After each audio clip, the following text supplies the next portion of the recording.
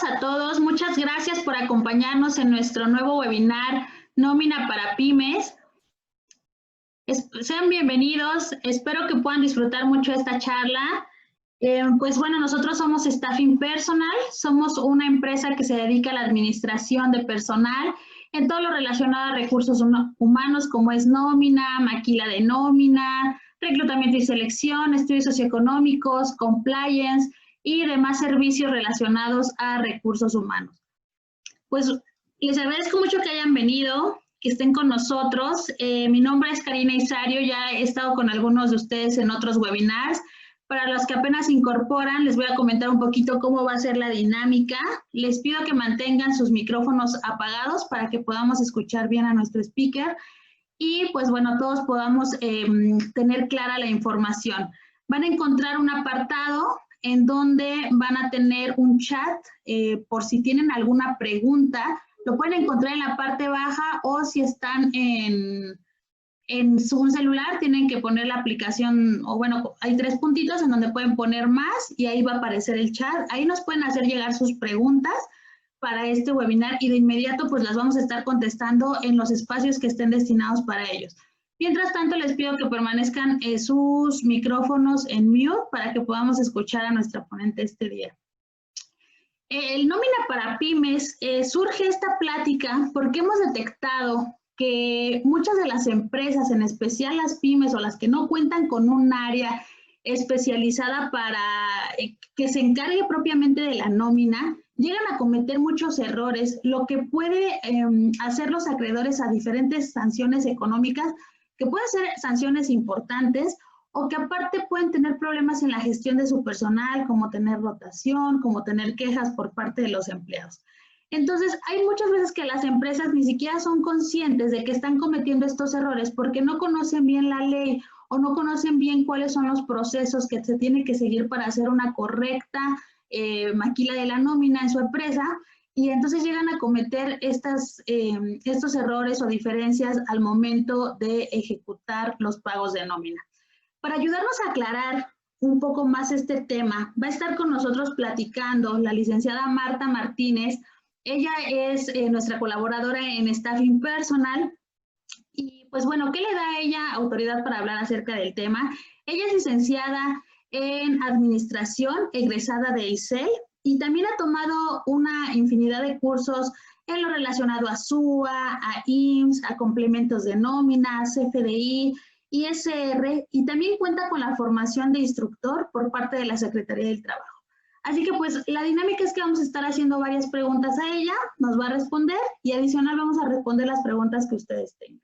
Vamos a comenzar, les presento a mi compañera es Marta, ella ya está aquí con nosotros y pues vamos a comenzar con la plática. Bienvenida, Marta. Tu micrófono no está activado, Martita, no te escuchamos. ¿Ahí me escuchan? Ahora sí. ¿Qué tal? Buenos días, Karina. Buenos días a todos los que se inscribieron a este webinar.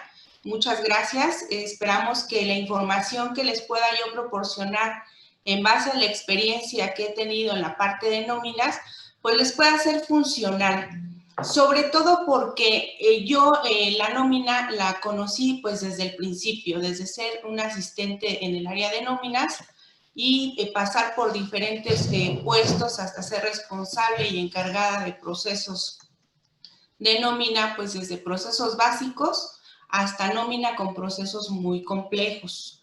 Ahora, en mi experiencia, la nómina no debe de ser considerada como un proceso independiente, ya que manejamos diferentes informaciones tanto para la Ley del Seguro Social como la Ley Federal del Trabajo y sobre todo para ISR. Entonces, es bien importante que consideremos a la nómina como un proceso global dentro de nuestra empresa. Entonces, si quieres, comenzamos, Cari.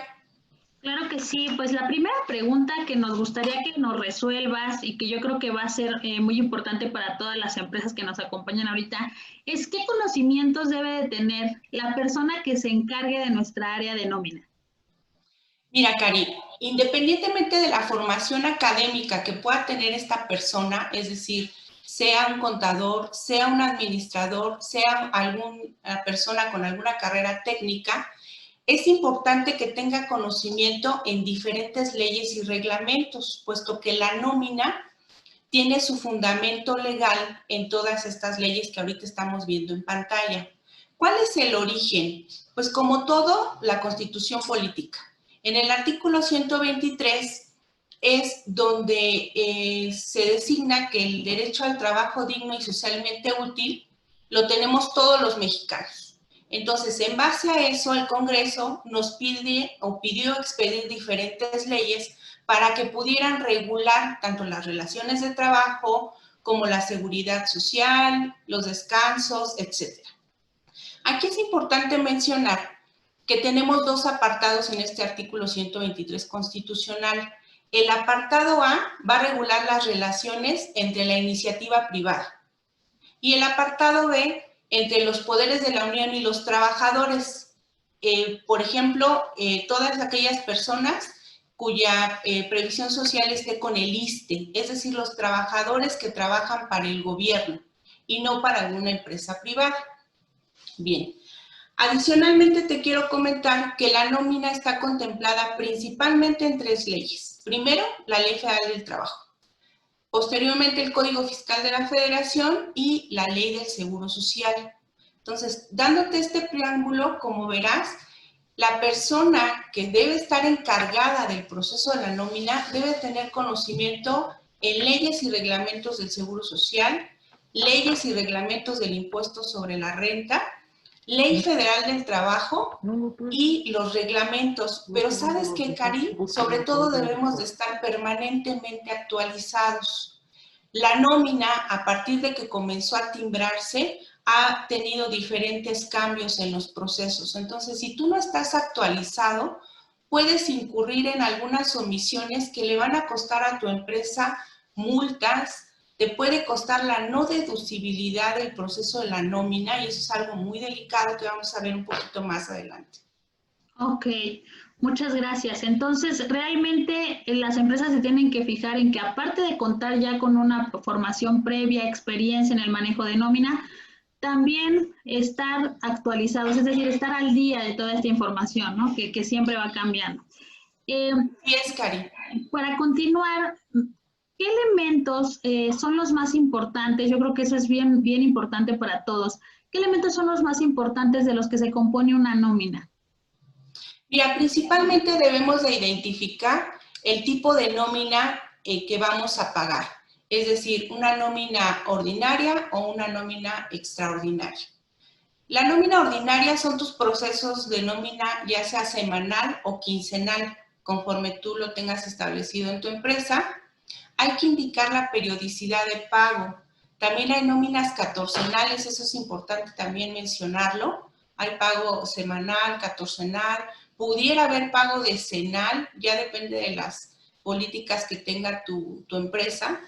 Una nómina también debe contener el detalle de los empleados con su información general, como es su nombre, su número de seguridad social, su RFC, la CURP, así como el detalle de percepciones y deducciones que van a interferir en su pago y finalmente el neto a pagar, lo que ya va a recibir líquido el empleado. Ok, dentro de estos, la periodicidad nos estabas marcando quincenal, decenal, catorcenal, semanal, pero no nos comentaste mensual. ¿Quiere decir que por ley no se puede pagar de manera mensual? Es correcto, fíjate que en mi experiencia hemos tenido algunos casos en donde el patrón nos pide que procesemos nóminas mensuales, pero esto contrapone a la Ley Federal del Trabajo en su artículo 88, el cual te muestro aquí, en donde establece puntualmente que el pago de salario nunca va a poder ser mayor a una semana para quien desempeña un trabajo material, es decir, gente que se dedica a albañilería, al área de producción, por ponerte un ejemplo, ¿no? Y el pago para 15 días para el resto de los trabajadores. La ley en ningún momento menciona que podemos hacer pagos mensuales. Pagos mensuales solamente los podrás hacer tratándose de honorarios pero finalmente un honorario es muy diferente a una relación laboral con una empresa. Entonces, solamente 7 o 15 días. En la práctica te digo que también se pueden manejar pagos catorcenales o pagos decenales, ¿no? Por ponerte un ejemplo. Si tuviéramos pagos de nómina mensual, estaríamos infringiendo la ley y podemos ser acreedores a multas por parte de la Secretaría del Trabajo y Previsión Social. Qué interesante e importante esto que nos comentas porque, pues bueno, yo sé de muchas empresas que pagan de esta forma y a lo mejor, bueno, ni siquiera conocen que están en alguna situación de riesgo, ¿no? Por Así eso. es. Ok, y bueno, para continuar, y que es muy importante, ¿qué tendríamos que considerar justo con lo que nos estabas comentando, que se comenzó a timbrar la nómina, que nos pudieras platicar un poco más acerca de este timbrado de nómina? Y entonces, ¿qué debemos de considerar a partir de eso para hacer una correcta expedición de un recibo de nómina y qué elementos tendría que tener ahora este recibo? Bien, mira, como te comentaba yo al inicio del webinar, la nómina no es un proceso aislado. Dependiendo del tipo de pyme, pudiéramos tener una persona en el área de recursos humanos que se va a dedicar al reclutamiento y contratación del personal, a otra persona procesando la nómina y a otra persona en la parte de seguro social. Pero la realidad es que muchas pymes cuentan con una sola persona que es multitareas y se va a dedicar a hacer estos 3 procesos, ¿no? Y más actividades adicionales. Entonces, si de entrada tú no defines el tipo de contrato que le vas a dar al empleado, el sueldo, el periodo de pago, las prestaciones, pues vas a tener una información en el contrato y otra información en la nómina y peor aún, otra información para el Seguro Social y para el SAT. Entonces, los elementos que debemos de cuidar se muestran aquí en este recibo, es un ejemplo. Si te das cuenta, toda esta información que tenemos aquí se va a ir timbrada al SAT. Entonces, tenemos que cuidar primero que el puesto que le estamos informando coincida con el puesto de contratación. Y en tu experiencia sabes que también debería de haber un organigrama, un perfil de puesto referente a lo que estamos timbrando ante el SAT. También estamos manejando el departamento, su número de seguridad social y el régimen al que pertenece este empleado. En este caso, para nómina, es el régimen de sueldos y salarios. Y aquí se está especificando en esta parte de aquí arriba, sueldos y salarios. Bien. La Ley Federal del Trabajo también considera que solamente hay 3 jornadas. Y aquí en el recibo de trabajo, en el recibo de nómina, tú lo especificas. ¿Qué jornada es la que está cumpliendo el trabajador? ¿Qué tipo de contrato tiene? Y aquí es bien importante, te voy a explicar por qué. Porque si tú ya cuentas con un contrato indeterminado, la Ley Federal del Trabajo, en el caso de alguna baja, te va a dar algunos pagos adicionales que pudieras tener, como es una indemnización, la prima de antigüedad, etc. También es importante que indiquemos qué periodo de pago estamos haciendo. Este recibo es un ejemplo de un periodo quincenal, pero pudiera ser de un periodo semanal. El tipo de nómina es una nómina ordinaria, es decir, que corresponde a sueldos y salarios, lo que yo devengué en esta quincena. También es importante poner el riesgo laboral. Riesgo laboral se refiere al riesgo de trabajo al que estamos expuestos en el desempeño de nuestra actividad. Y este riesgo va a depender de la actividad económica que realice la empresa. En este ejemplo, esta empresa es administrativa y le corresponde la clase 1. Si fuera una empresa de la construcción, aquí debería de tener clase 5, por ponerte un ejemplo. No sé si tengan dudas aquí en la parte de riesgo laboral, Cari. Yo creo que ahorita todavía no tenemos dudas, pero si nos puedes dar algún otro ejemplo, por ejemplo, riesgo laboral clase 1, nos decía 5, si nos puedes dar un ejemplo del riesgo laboral clase 2. Mira, por ejemplo, para alguna empresa que su personal tenga que manejar auto, ellos ya están expuestos a una clase de riesgo de trabajo clase 4. Si utilizan maquinaria y transporte, como pudiera ser alguna maquiladora o gente que maneje alguna máquina pesada, también entrarían en clase 4.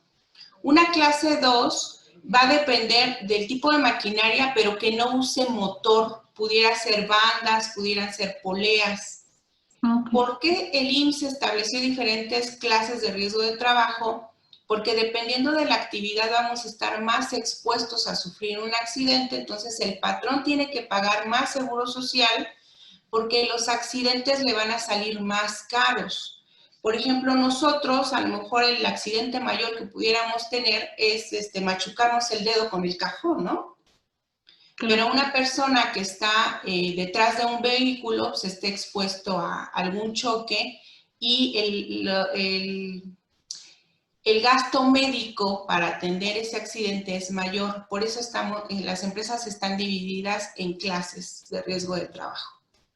Aquí nos pregunta Cintia Maldonado que si la empresa es del giro eléctrico y pertenece a la clase 4, si también debe clasificarse en esa misma clase al personal del corporativo. Fíjate que aquí es bien interesante porque el personal del corporativo que no realizan las actividades de la parte eléctrica se pudieran ceder en outsourcing, que fue un webinar que vieron hace poco, para que ese personal pague en clase 1 y el ahorro económico para la empresa va a ser mayor, de un 2% directo en la parte de seguro social. Ok, entonces, aquí surge una duda para ser un poquito más específicos. ¿En una misma empresa puede haber diferentes niveles de clase de riesgo laboral? No, Cari. En una empresa solamente te das de alta en una actividad económica y te asignan tu prima de riesgo de trabajo. Por eso, la ventaja de poder contar con una empresa outsourcing que pueda absorber la parte administrativa de esa empresa y pagarla en una prima de riesgo correcta, que es la clase 1, y todo el personal operativo que está en la parte eléctrica, pagarle la clase que le corresponde, que en este caso es clase 4. Ok, entonces entre más elevada es la clase, es mayor el costo que se tiene, las cuotas patronales. Así es.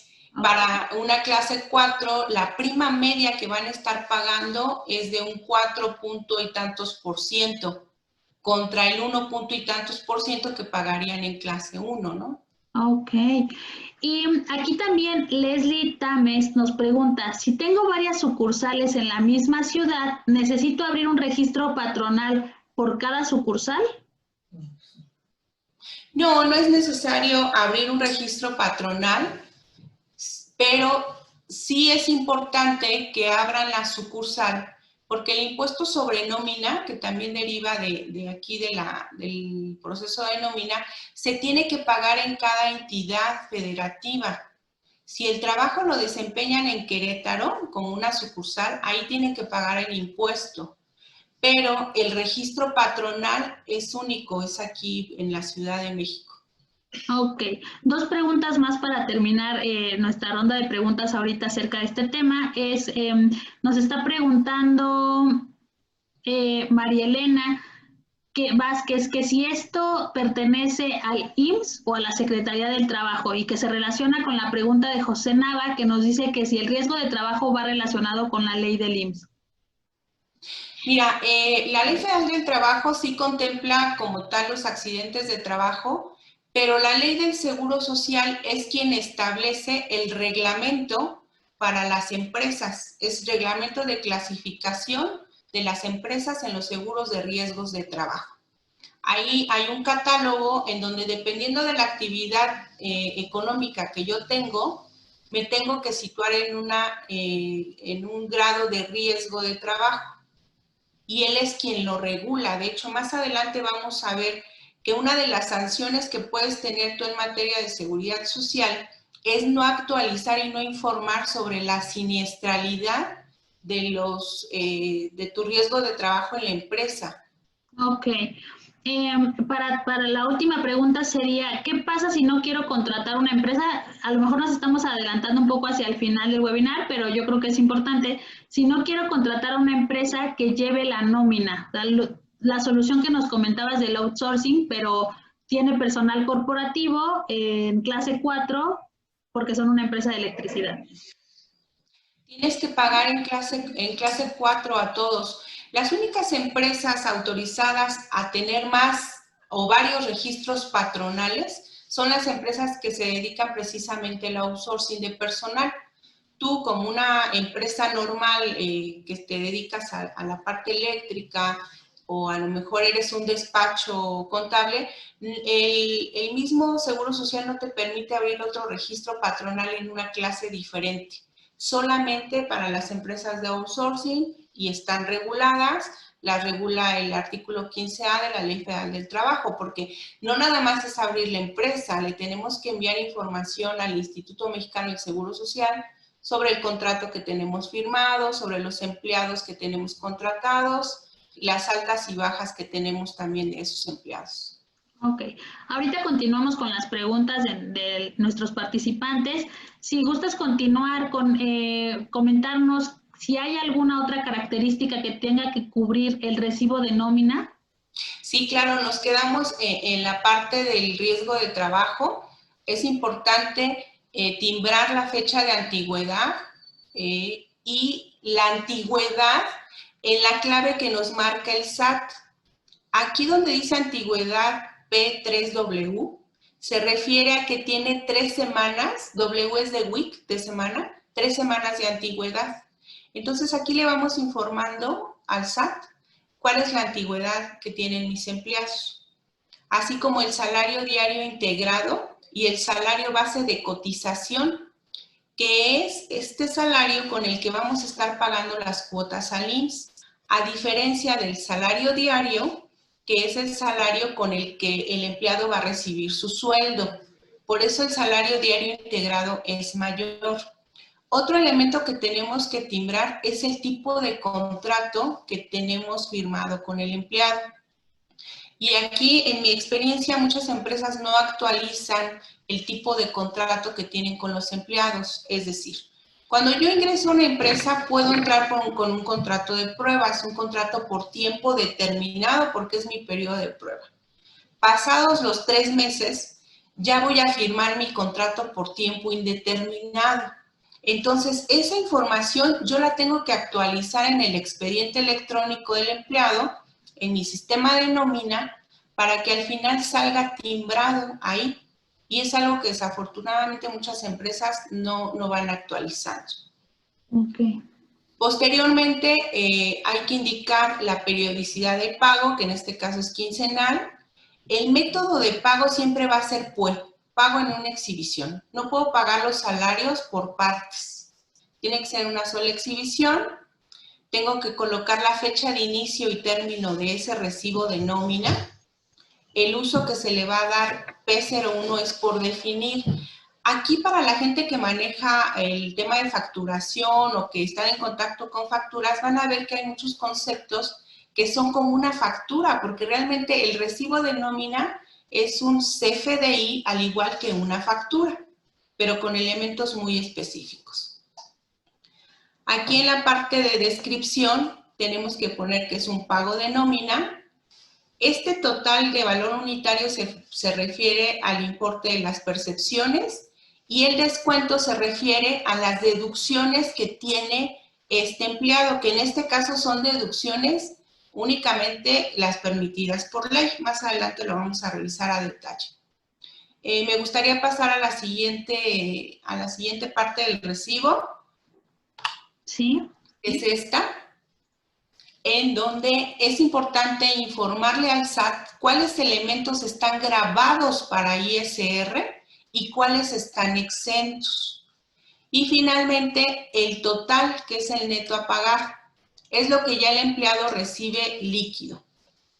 Si te das cuenta, aquí abajo hay una cadena de sello digital, así como el sello digital del CFDI, el sello de SAT.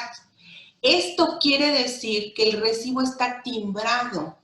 Si a ti te entregan un recibo en donde no aparece esta información o al momento de validar el QR no te aparece la información del SAT, evidentemente es un recibo apócrifo que carece de todos los efectos legales y de deducibilidad de la nómina. Entonces es bien importante.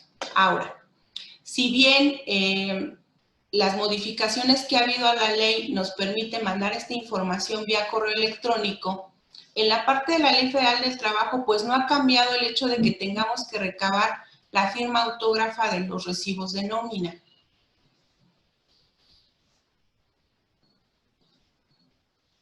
Otra cosa bien importante aquí es que este recibo debe de estar timbrado por un PAC autorizado, al igual que en el tema de las facturas.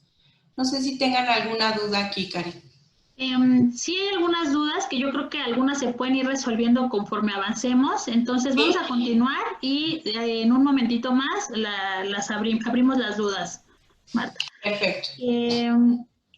¿Cuáles serían las sanciones de no considerar justo todas estas características que nos comentaste? ¿A qué sanciones se puede hacer acreedor a la empresa? Pues mira, el 6 de enero del 2017 se publica en el Diario Oficial de la Federación una reforma y el anexo para los FDIs de nómina, ahí te establece las características que deben de tener todos los comprobantes que sean timbrados en el SAT. Hablamos de comprobantes de facturas, hablamos de comprobantes de notas de crédito y como lo he mencionado, el recibo de nómina también es un comprobante de CFDI. Entonces, si tú no cumples con estas características, te pueden infraccionar desde $1 hasta $5 por cada recibo de nómina que no cumpla con esas características. Entonces, un ejemplo, para una nómina de 150 recibos quincenales, si están mal timbrados, nos va a costar a nosotros como empresa hasta $750 por cada periodo.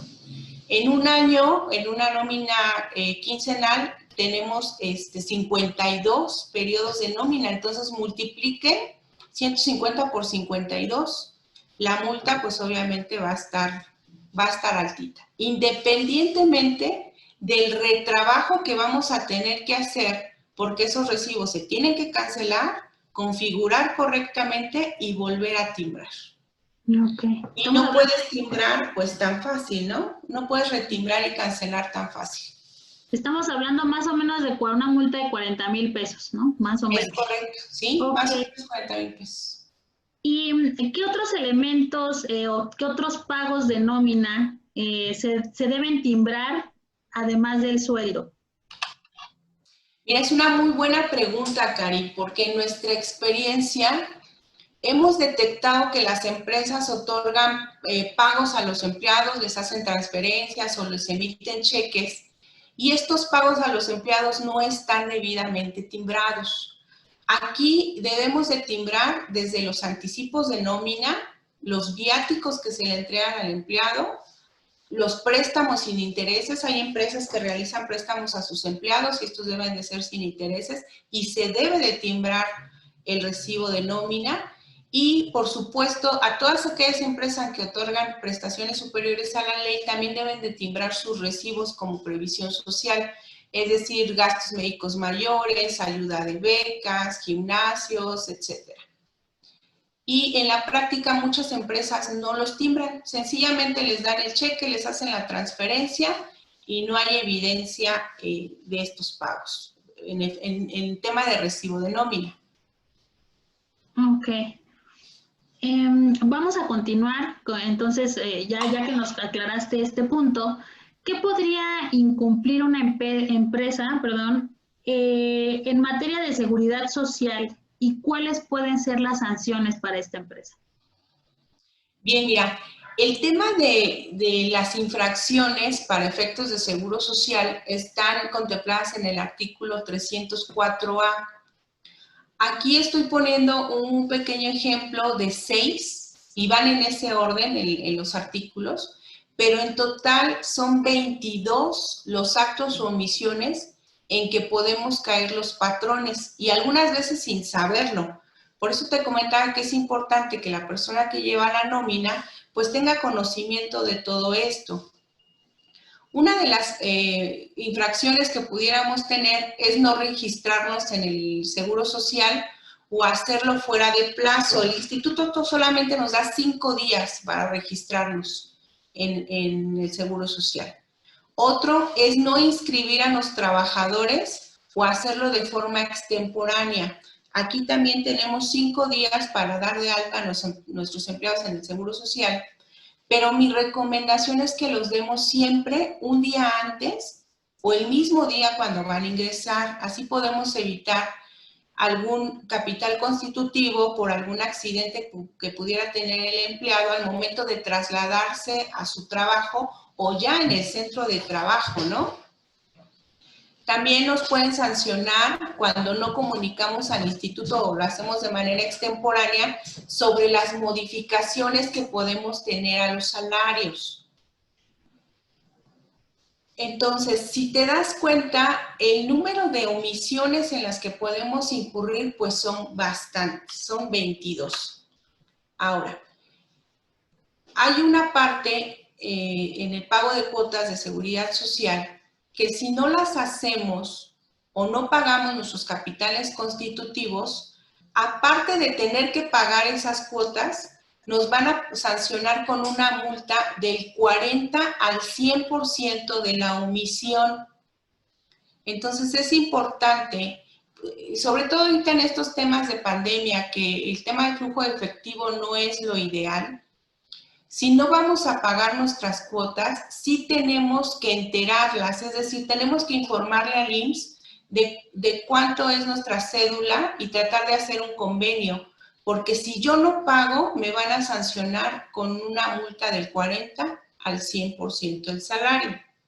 Ahora, retomando las 22 infracciones que pudiéramos tener en materia de seguro social, aquí te pongo un pequeño cuadrito con las multas a las que nos podríamos hacer acreedores.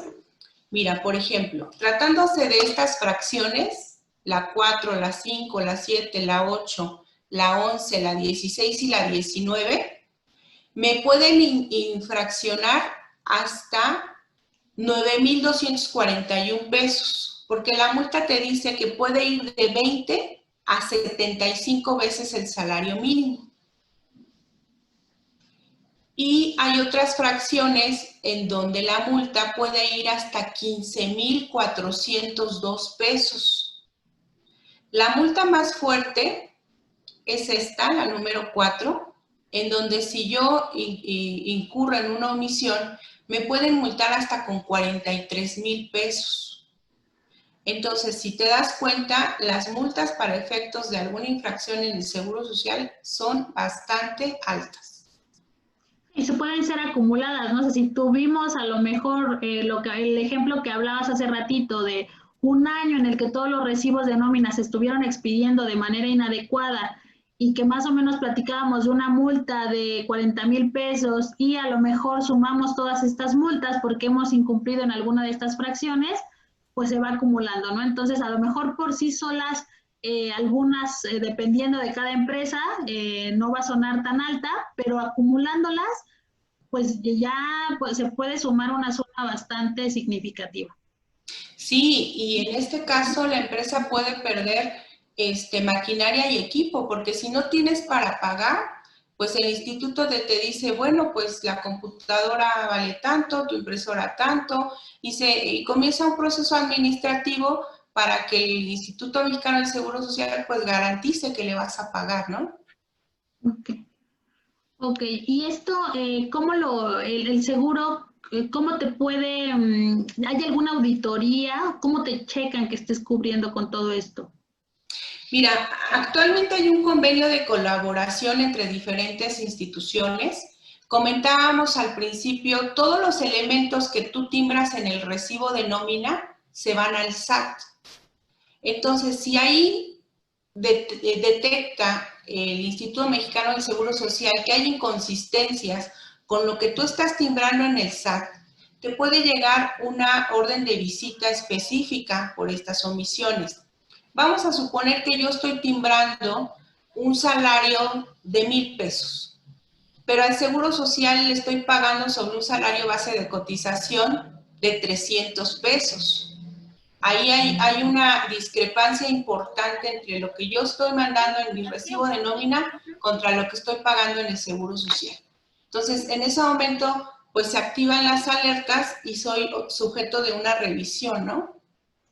Y entre esas puede haber varias. Mira, una muy sencilla que muchas empresas omiten es que cuando se cumple el aniversario de un empleado, tenemos que actualizar su factor de integración. Y muchas empresas lo seguimos pagando siempre con el famoso factor de integración de un año, que es 1.0452, y en ningún momento lo actualizamos al segundo, al tercer año, al cuarto. Y es algo muy frecuente en las empresas. Ok. Hay muchas preguntas de nuestros participantes. Vamos a abrirlas para que puedan irse con toda la información. Nos pregunta Marcos Peña, ¿qué percepciones quedan exentas de impuestos? Mira, hay diversas percepciones. Un ejemplo muy claro puede ser el aguinaldo, donde es parcialmente grabado. Hay una parte que graba y una parte exenta. La parte exenta son 30 UMAS. Otro elemento que está exento es la prima vacacional. Ahí estamos hablando de 15 UMAS de exención. Pero pues desafortunadamente el sueldo vacaciones, los bonos, las comisiones, pues son totalmente gravados para efectos de ISR. Y aquí debemos de tener presente dos conceptos que son bien diferentes. Uno es lo que grava para ISR y otro lo que integra para efectos del Seguro Social. Ok. ¿Hay algún ejemplo de eso? Sí, mira, por ejemplo, en el factor fijo que estábamos comentando del 1.0452, ya estamos integrando ahí las percepciones que ya se conocen, como es el aguinaldo, la prima vacacional y las vacaciones. Entonces, estamos aportando al Seguro Social sobre nuestro salario, más los elementos fijos, y ya tenemos el salario base de cotización.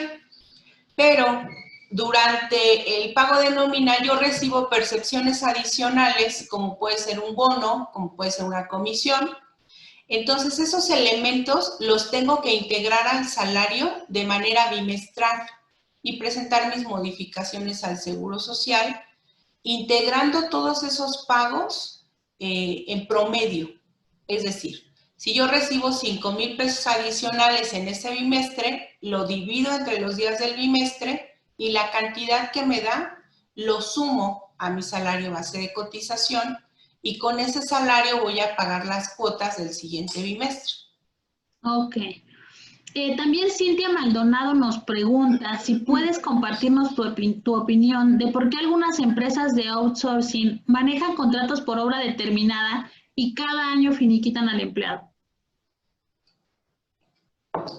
Sí, Cari, mira, hay algunas prácticas que se realizan en algunas empresas de outsourcing, las cuales pues no están tan apegadas a la ley.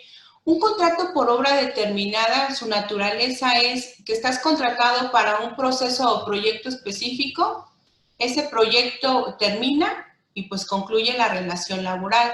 Entonces aquí habría que analizar realmente cuál es la actividad para la cual te están contratando. Te voy a poner un ejemplo. A mí me contratan para realizar una auditoría que va, un inventario, y el inventario va a durar 2 meses. Entonces yo firmo un contrato por ese tiempo y me finiquitan. Y es correcto, porque realmente estoy contratado para ese proyecto especial que es de los inventarios. Aquí habría que revisar realmente cuál es la actividad para la cual están siendo contratados y les podemos dar la información, si quieres, al final del Claro que sí. De cualquier manera, los invito a que puedan revisar nuestro webinar de hace 15 días. Está en nuestro canal de YouTube acerca de justamente outsourcing. Nuestra administradora nuestra directora de Administración y Finanzas, perdón, fue quien brindó este webinar y ahí lo pueden ver. Otra pregunta de Jesús Montañez es ¿qué pasa cuando el empleado se tiene un esquema, cuando al empleado se le tiene dado de alta en un esquema asimilado al salario y se le depositan viáticos en este esquema, pero sin tocar el seguro social? Sin tocar el seguro social, ¿a qué te refieres? A ver si Jesús Montañez nos puede dar más Más información. detalle, porque mira, los viáticos es una cantidad que se le entrega al trabajador para el desempeño de la función que se le asigna. Y tiene que hacer la comprobación de esos viáticos y se tiene que timbrar el recibo de nómina. El dinero que le sobre lo tiene que regresar a la empresa. Si no lo regresa, se va a considerar como un ingreso acumulable a su salario. Entonces aquí sí sería importante que nos pudiera comentar a qué se refiere sin el tema de sin tocar el seguro social y con Puede mucho ser gusto sin... le damos la información. Dice que al empleado se le paga la parte del seguro social y el restante del sueldo se le paga mediante un esquema de asimilados al salario. Muy mal, muy mal. Es un tratamiento que no es correcto. Ok, o sea que si detectan por ahí que están haciendo esas prácticas, pues se puede meter en serios problemas la empresa, ¿no?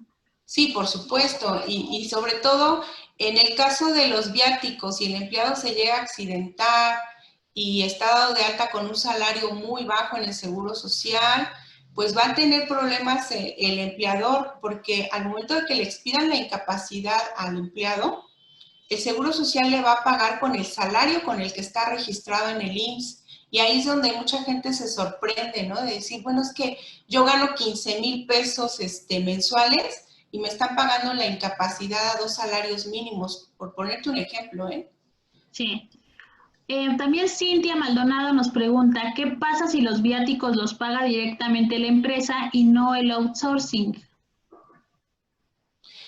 Ah, ok. Aquí lo que está comentando Cintia es que tiene empleados en outsourcing, pero la empresa está pagando directamente los viáticos. Así es. Ok. Mira, la manera correcta de hacerla es que el outsourcing es quien tiene que pagar esos viáticos, porque al no ser empleados de la empresa, es un gasto no deducible, Cari. Ok. Ok, entonces ahí yo creo que tiene que poner ojo en eso, ¿no? La empresa está perdiendo esa oportunidad de deducir esos viáticos. Así es, porque los empleados no están contratados con ella, están contratados con el outsourcing. Ok, yo creo que la siguiente pregunta de Marco Tulio, las has platicado un poco alrededor de la charla. ¿Qué sucede si una empresa sostiene al trabajador, pero no se le afilia al IMSS después de su contrato de prueba? ¿Qué sucede? ¿Qué, perdón? Si una empresa contrata a un trabajador por un periodo de prueba, pero después de que termina ese periodo no lo han afiliado al IMSS. No, pues también es una práctica incorrecta, no debe de ser y volvemos a lo mismo. Por yo quererme ahorrar el pago de cuotas al Seguro Social, me voy a hacer acreedor a sanciones, multas y capitales constitutivos, porque si ese empleado tiene un accidente o tiene la necesidad de acudir a una consulta médica, él o sus familiares, su esposa o concubina, y se da cuenta que no está dado de alta, el empleado puede poner una queja específica hacia la empresa.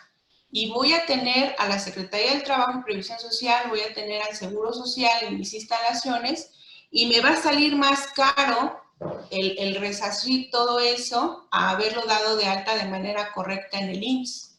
Okay. Esto quiere decir que no hay un periodo de gracia estipulado por ley en la cual un trabajador se le permita a una empresa que no lo tenga dado de alta, ¿es correcto? No hay nada. Como Okay. te comenté hace un momento, la recomendación que nosotros hacemos es que los den de alta desde un día antes, con la fecha en que van a iniciar, o el mismo día. Si bien la ley te dice que tienes 5 días para presentar los avisos de alta, si el accidente de trabajo ocurre en el día 2, aunque yo haya tenido esos 5 días de gracia que me da el IMSS, me va a fincar el capital constitutivo, ¿eh?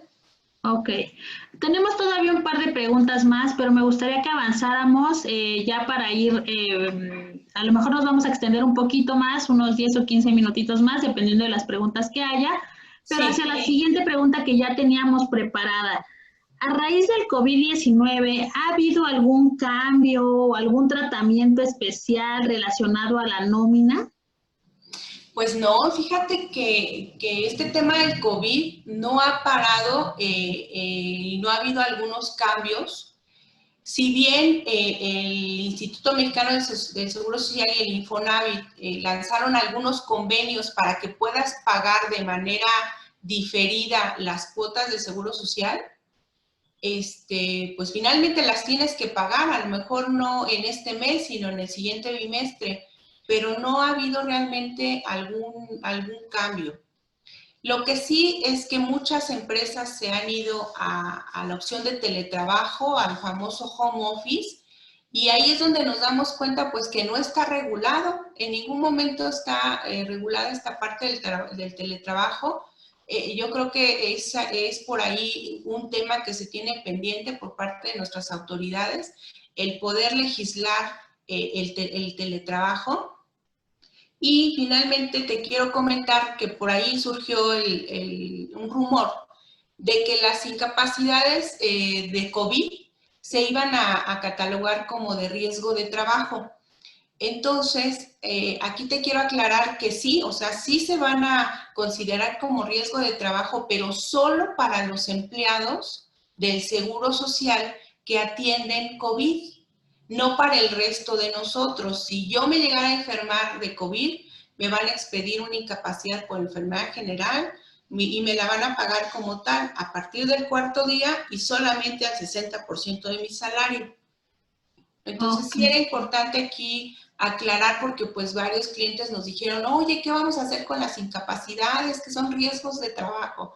Y digo, no, vamos a leer el acuerdo para aclarar el tema. Entonces, son consideradas como enfermedad general solamente riesgos de trabajo para los empleados del IMSS. Y aquí les pongo el número de acuerdo que se publicó en el Diario Oficial de la Federación el 29 de julio de este año. Ok, muchas gracias, Martita.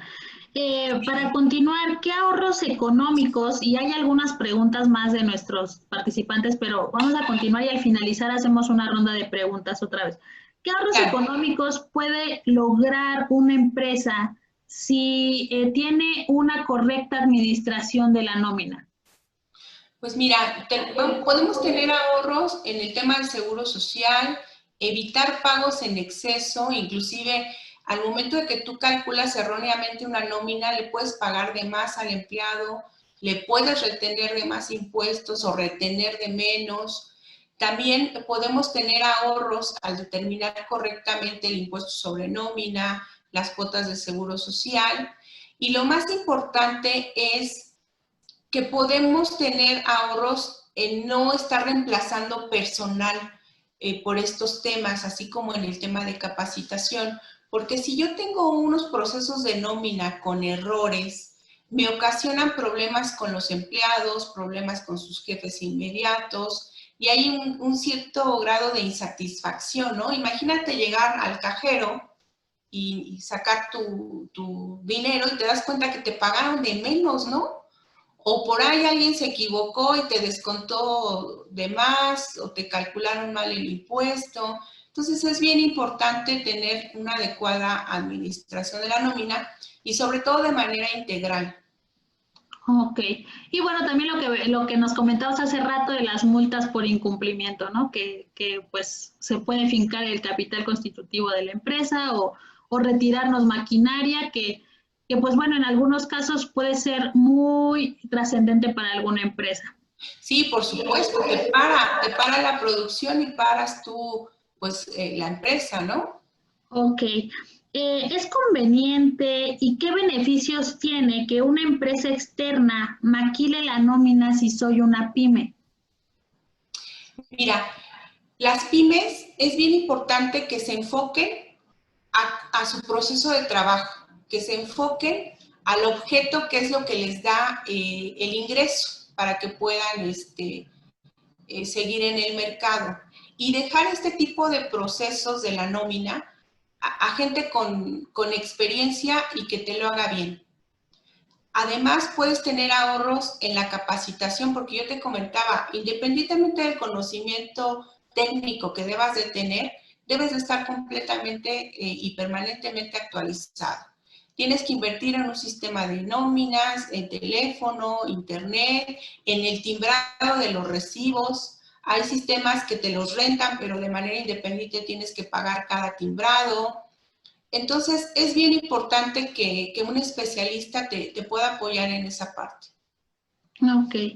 ¿Y qué elementos, si una empresa, o un poco lo que nos comentaban hace ratito acerca de si no quiero contratar un outsourcing, o si una empresa decide que alguien le maquile la nómina, ¿qué elementos debería de cuidar esta empresa o esta pyme para elegir a su proveedor de maquila de nómina? Mira, en mi experiencia y cuestiones que nos han comentado algunos clientes que vienen de experiencias pues no muy gratas con otras empresas, es que primero que nada debes de contar con una empresa que tenga una experiencia comprobada en el área de maquila de nómina. Que te ponga por escrito y en un contrato todo lo que te ofrece. Porque cuando te mandan la cotización, pues todo suena muy bonito, te prometen y te garantizan N cantidad de cosas, pero en el contrato no hay nada. Entonces es importante que firmes un contrato y que todo te lo pongan por escrito en el contrato. Algo bien importante es que cuenten con opinión positiva, tanto del Seguro Social como del Infonavit y del SAT. Eso quiere decir que estás contratando a una empresa que es cumplida en todas sus obligaciones. A eso se refiere con una opinión positiva de cumplimiento. Y pues lo más importante es solicitar referencias. En ocasiones contratamos una empresa sin siquiera pedir una referencia o pedirle el curricular o comprobar realmente cuántos años tiene de experiencia en el mercado. Entonces yo les pediría que verificaran eso. Entiendo que por ahí no quieran contratar a una empresa, un tercero que les maquile la nómina, pero a la larga es más viable, ¿eh? Les conviene mucho. Ok, sí, creo que todas estas legislaciones, las actualizaciones y demás, pues contar con un aliado estratégico especialista en esta área, como bien lo mencionas, puede traer muchos beneficios, ¿no? Una correcta administración de todo el proceso de nómina sin incurrir en alguna incidencia o en alguna multa o en alguna de las características que nos comentabas por incumplimiento. Y para continuar y dándote las gracias porque ha sido una plática muy, pues realmente enriquecedora, y esto también se nota en las preguntas que tenemos por parte de los participantes. Entonces, aunque nos extendamos unos 10 minutitos más, les pedimos que tengan un poco de paciencia para ir respondiendo a todas las preguntas que me parecen muy interesantes y que yo creo que a todos les va a interesar saber la respuesta. Entonces, Leslie Tames nos pregunta que si puede bajar el sueldo a alguien porque así lo acordó con el empleado. Mira, ahorita en este tema de pandemia se han hecho algunos convenios de manera particular. Cada empresa ha optado por hacer algunos convenios, pero no para reducir el salario, sino para descontar algunos días y que la empresa pueda también pues salir adelante en este tema de pandemias. Como tal, no le puedes bajar el salario al empleado y el mismo gobierno se ha manifestado al respecto, que son acciones, tanto bajar el salario como darlo de baja, son acciones en donde estás incumpliendo. Por otro lado, no hay nada regulado en este tema. Entonces, aquí lo conveniente es que tú puedas acordar con el empleado en un convenio el que pudiera a lo mejor descansar unos días sin goce de salario para poder ayudar tanto a la empresa pues como al empleado, ¿no? Ok. Pero bajarle el sueldo como tal, es decir, yo gano 100 pesos diarios y ahora voy a ganar 50 pesos diarios, por ponerte un ejemplo, eso no es posible. Ok. También Georgina Espíndola nos pregunta, ¿qué pasa con los descuentos que la empresa quiere hacerle al empleado por pérdida de material, pero el empleado está contratado por outsourcing? Mira, si la empresa que lo tiene contratado es el outsourcing y presta servicios a la empresa donde se perdió el material, la empresa, el outsourcing, le puede descontar al empleado, porque la ley sí permite descuentos como pueden ser Fonacot, Infonavit, pensión alimenticia, pérdidas o averías, préstamos personales.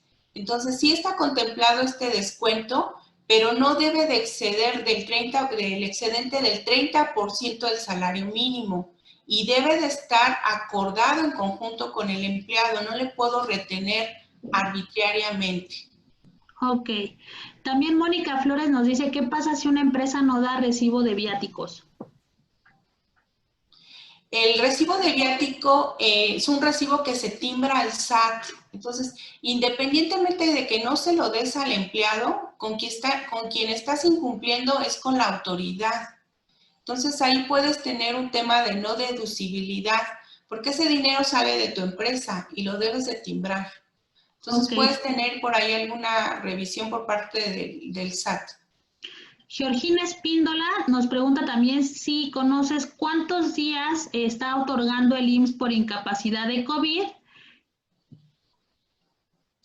Sí, mira, el IMSS está otorgando un permiso COVID para los casos sospechosos, que son de 14 días, en donde si tú tienes síntomas relacionados con COVID, llenas un formulario en la página del IMSS.gov.mx y te otorgan un permiso COVID por 14 días. Y ahí mismo te mandan una liga para que tramites la incapacidad y no sea necesario que acudas a alguna clínica pues a hacer más contagios. Tienes que entregar un número de cuenta que sea tu nombre para que te hagan el pago de esa incapacidad. También estaban programando realizarte la prueba para ver si es positivo o negativo. Y lo que es muy importante es que si tú tienes síntomas severos de COVID, sí tienes que acudir a un hospital, porque ahí ya te tienen que hacer una intervención en cuanto a lo mejor el uso de oxígeno o algún tratamiento, y durante el tiempo que estés hospitalizado, el IMSS te tiene que expedir las incapacidades. No hay un número de incapacidades específicas que te tenga que expedir el IMSS, todo va a depender de la evolución que tú tengas ante esta enfermedad. He tenido casos de gente que ha tenido hasta 45 días de incapacidad por temas de COVID, porque ha quedado con secuelas en pulmones o alguna otra situación, y gente que únicamente ha requerido los 14 días del permiso COVID y pues está recuperada. Ok, nos preguntan también si se requiere emitir la ST7 justamente para ser considerado riesgo. Bueno, la ST7 es cuando tienes tú un riesgo de trabajo. Entonces, si tu empleado tuvo algún riesgo de trabajo o de trayecto, que también se llena ST7, la tienes que llenar y llevar a la clínica y hacer todo el proceso normal para que te califiquen ese riesgo y tú lo puedas considerar o no para la siniestralidad de tu empresa. Ok. En ese mismo sentido de la ST7 y con lo que nos comentabas que no está regulado el teletrabajo o home office, Marcos Peña nos pregunta, ¿qué pasa si se lesiona en su casa? ¿Se aplica una ST7? Híjole, es que este tema no está regulado, Cari. O sea, se pudo haber lastimado en su casa, pero haciendo qué, ¿no? Entonces, aquí es importante ver si realmente tú tienes un convenio con el empleado respecto a las actividades que va a realizar, los horarios que debe de cumplir, porque a lo mejor se lastimó yendo al mercado, ¿no? O a lo mejor se tomó 10 minutos y salió y se lastimó.